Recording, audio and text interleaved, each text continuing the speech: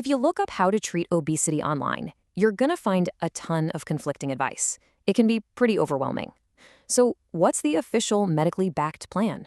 Well, in this explainer, we're cutting through all that noise to walk you through the step-by-step treatment guide straight from the National Health Service.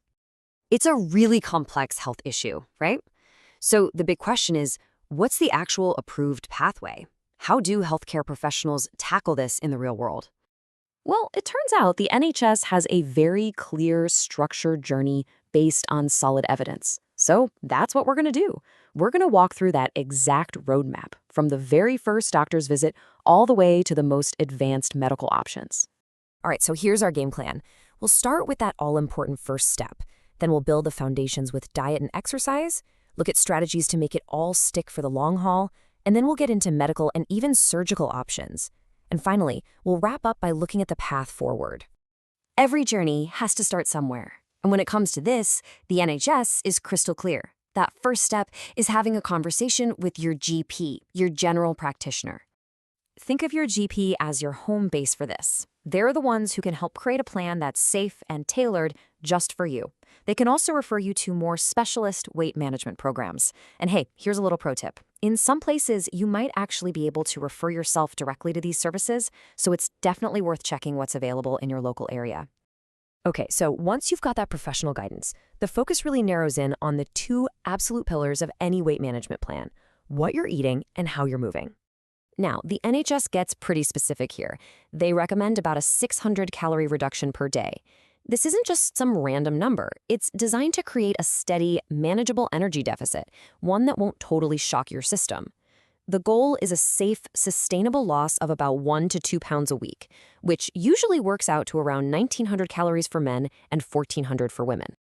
But how you cut those calories is absolutely crucial.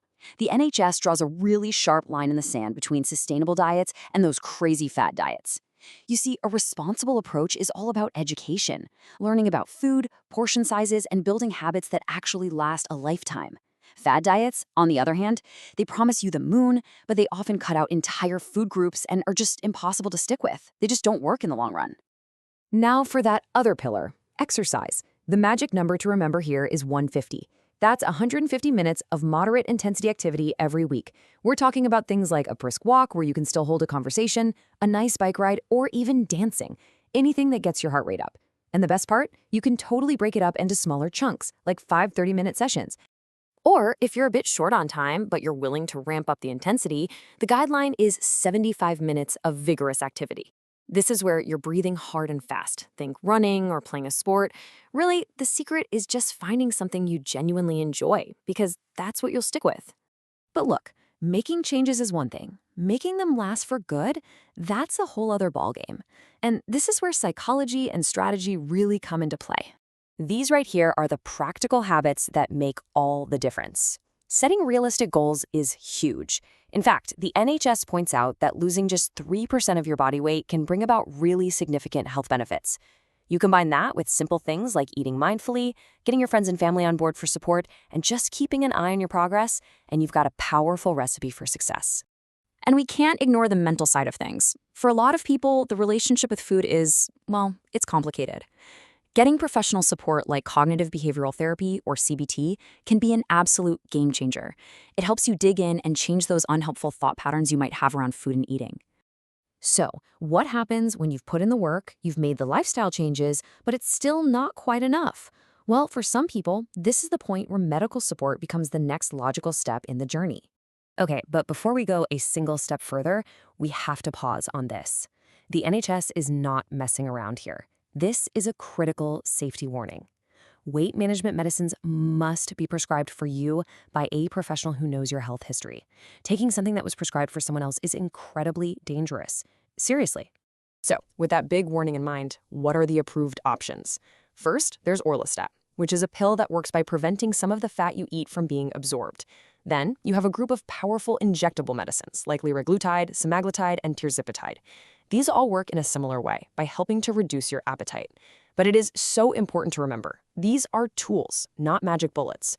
They only work when they're combined with continued diet and exercise. And that brings us to the final tier, the most intensive treatment option that the NHS offers: bariatric surgery. And this is reserved for very, very specific situations. And the criteria for this are incredibly strict. First, you have to meet a certain BMI threshold. Second, and this is a big one, you have to have already tried all the other non-surgical options without success. You also have to be physically fit enough for the surgery itself. And finally, you have to be ready to commit to intensive, long-term follow-up. This is a major, life-altering decision, not a quick fix. So we've walked through all these different steps. Let's zoom out a bit. What's the big picture here? What does the path forward really look like? You know, if there's one thing to take away from all this, it's that managing obesity is a long-term journey. It's not a one-time event.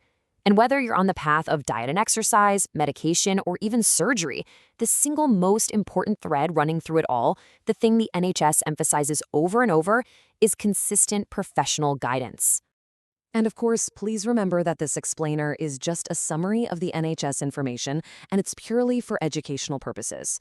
You should always talk to a healthcare professional for personal medical advice. So as we finish up, just think about this entire structured pathway from the NHS. What's the one thing that really stands out to you? Is it the focus on making sustainable changes, the importance of the psychological side, or maybe the super strict criteria for the more intensive treatments? Hey, if you appreciated getting a clear evidence-based breakdown like this one, do us a favor and hit that like and subscribe button. We'd love to see you again for more explainers that get straight to the source. Thanks for watching.